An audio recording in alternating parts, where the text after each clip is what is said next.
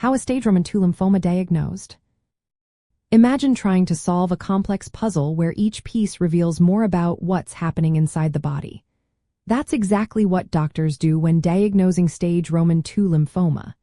It all starts with a detailed physical exam. The doctor will check for swollen lymph nodes, which often feel like small, firm lumps under the skin, especially in areas like the neck, armpits, or groin. They may also feel for enlarged organs such as the spleen or liver, which can sometimes be felt through the abdomen. The next step is a biopsy, which is the most important part of confirming lymphoma. Usually, an excisional biopsy is performed, meaning a whole lymph node is removed surgically for detailed examination. This allows pathologists to look at the tissue architecture and identify lymphoma cells accurately. Sometimes, less invasive methods like core needle biopsies or fine needle aspirations are used, but excisional biopsies are preferred for their thoroughness. The tissue is then analyzed under a microscope, and tests like immunohistochemistry and flow cytometry help determine the specific type of lymphoma. Once lymphoma is confirmed, doctors need to figure out if it is stage 2. This involves imaging studies. Positron emission tomography combined with computed tomography, known as PET CORT scans, are essential because they show areas of active disease throughout the body. PET CORT scans help identify whether the lymphoma involves 2 or more lymph node groups on the same side of the diaphragm, or if it has spread to nearby organs, which would indicate stage IE. Additional imaging like CORT scans, MRI, or ultrasound can provide more detail about specific areas.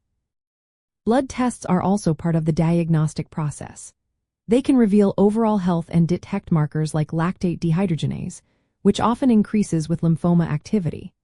Blood tests for infections such as HIV or hepatitis are important because these infections can influence treatment choices. A bone marrow biopsy might be performed to see if the lymphoma has spread to the marrow, especially in certain types of lymphoma, or if imaging suggests possible involvement. In some cases, a lumbar puncture or spinal tap is done to check for lymphoma in the central nervous system, especially if symptoms or risk factors suggest it. If lymphoma is suspected in the gastrointestinal tract, endoscopy might be used to examine those areas.